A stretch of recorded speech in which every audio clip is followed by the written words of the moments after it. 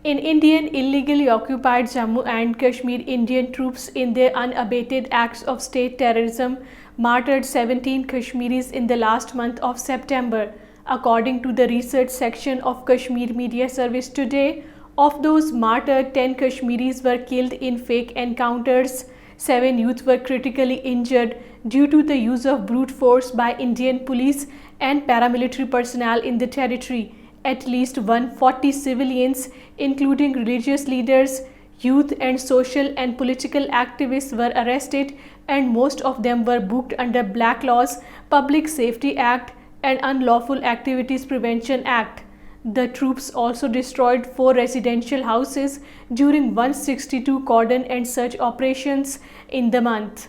In Indian illegally occupied Jammu and Kashmir, Indian troops conducted a massive cordon and search operation in several areas of Kathua district in the Jammu region.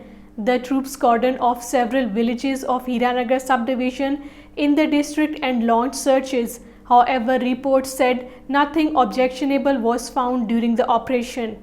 The family of incarcerated all-parties Hurriyat Conference leader Altaf Ahmad Shah has demanded his immediate release. The APHC leader is undergoing illegal detention at New Delhi's infamous Tihar jail for the last over 5 years.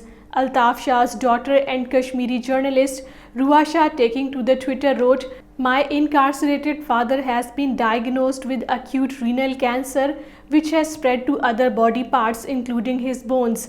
It is my whole family's request to please allow us to see him and consider his bail application on health grounds."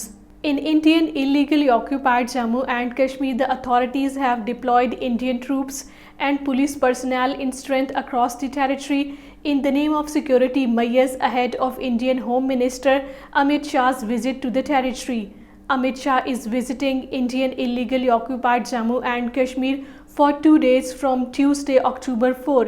Heavy deployment of Indian Forces personnel has been made in Rajouri and Poonch districts of Jammu region, causing immense inconvenience to the local people.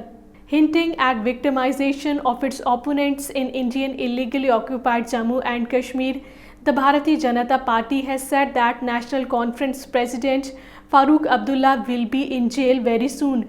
The BJP General Secretary in charge of Indian illegally occupied Jammu and Kashmir chapter, Sunil Sharma, in an interview said the next Chief Minister of Indian illegally occupied Jammu and Kashmir will be from the Saffron Party. He claimed that while BJP will be in power in the occupied territory and Farooq Abdullah will be counting his losses sitting in jail.